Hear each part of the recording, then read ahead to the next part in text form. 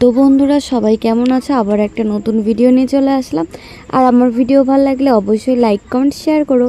তো আজকে আমি গেছিলাম হসপিটালে, যেহেতু আমার মামার ছেলে হয়েছে, তো আমি গেছিলাম দেখতে। আর এই দেখো ওকে কাচের ঘরে রাখা হয়েছিল একদিনের জন্য। তো আমরা ওই বাইরেটায় দাঁড়িয়েছিলাম আর ভাবছিলাম কখন বেরোবে।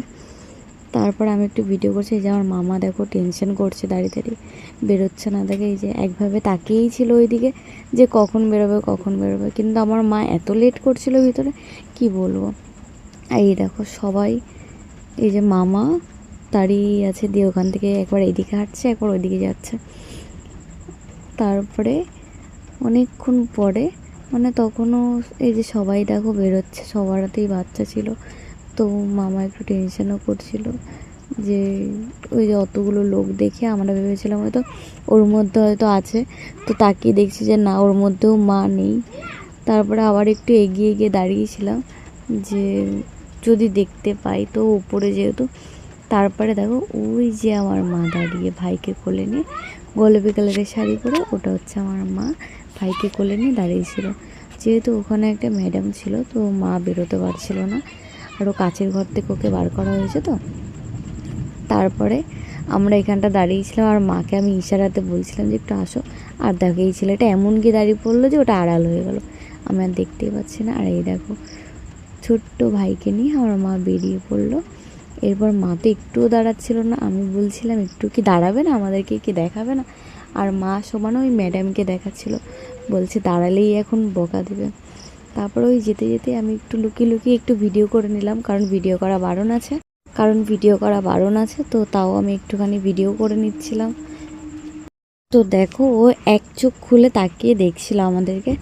আর এই দেখো আমার মামা কত খুশি, ঠিক আছে, মামা তো হাসছে খুশিতে।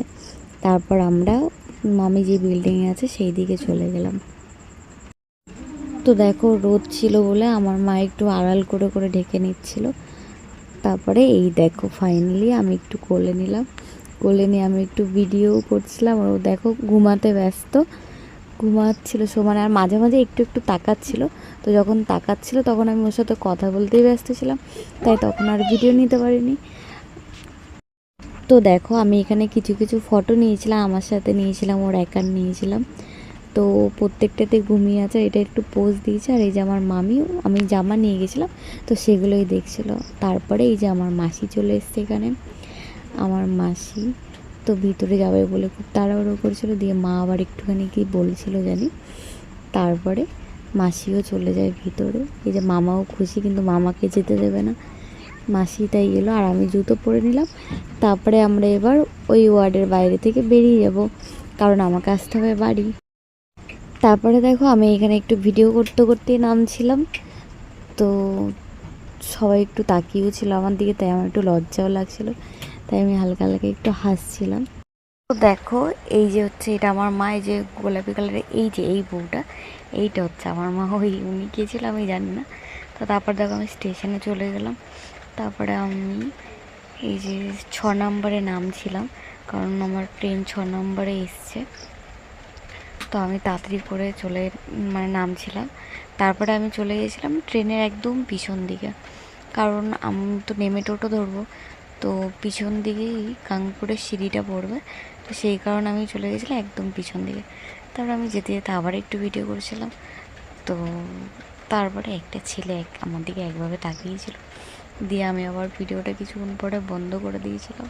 তারপরে আমি এখানে দেখছিলাম যে ট্রেনের কোন সিট, বগিতে কোন সিটগুলো ফাঁকা আছে, কারণ আমি একটু জানলার ধারে সিট খুঁজছিলাম, কারণ যেহেতু খুব গরম ছিল সেই কারণে।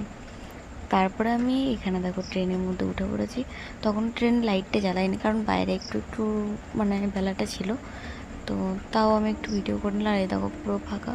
তারপরে এই সিটটায় কেউ বসেনি বলে আমি একটু পাটা তুলে বসলাম। তারপরে আমি নিয়ে নিয়েছিলাম এই যে কাঁচা ছোলা মাখাটা। তো এটা লঙ্কা টঙ্কা দিয়ে মেখেছিলো, কিন্তু খুব একটা ঝাল হয়নি বলে আমার ভালো লাগছিলো না। আর এই দেখো বাইরেটা, বর্ধমান স্টেশনটা রাত্রেবেলায় যে বাইরেটা ভালোই লাগে। আর এই যে এখন দিয়ে দিয়েছে লাইট। তো আমি তারপরে আবার একটু ভিডিও করেছিলাম। আর আমার চুলগুলো একদম যা হয়ে গেছিলো বলে চুলগুলো আমি একটু ঠিক করছিলাম। তারপরেও দেখছি ঠিক হচ্ছিলো না, কারণ কী বলতো এই চুলগুলো এরকমই।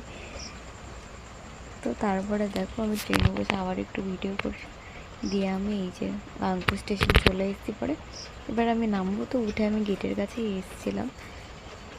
তো আমি ভাবলাম হয়তো প্ল্যাটফর্ম চলে এসেছি, কিন্তু অনেকটা চলে আসার পরেও দেখছি যে না, প্ল্যাটফর্ম আসেনি। তারপরে এই যে দেখো এবার ফাইনালি প্ল্যাটফর্ম চলে এসেছে।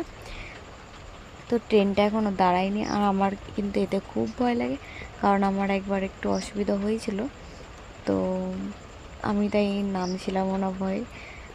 তো তারপরে দেখো এই ট্রেনটা দাঁড়াতে না দাঁড়াতে মানে পাশেই যে সামনে একজন কাকু ছিল, তো সে কিন্তু নেমে পড়বে লাফ দিয়ে, ঠিক আছে, কিন্তু আমার এত ভয়, আমি কিন্তু নামতে পারবো না। এই দেখো নেমে গেছে, ট্রেনটা একদম দাঁড়িয়েছে, তারপরেই আমি নেমেছি।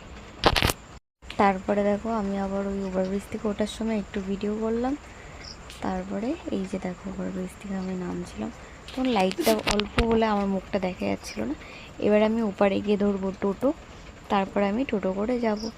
তো এই যে টোটোতে উঠে পড়েছি আমি। বন্ধুরা, আজকের মতন এইটুখানি। আমার ভিডিওটা কেমন লাগলো অবশ্যই কমেন্টে জানিও, আর লাইক আর একটা শেয়ার করো।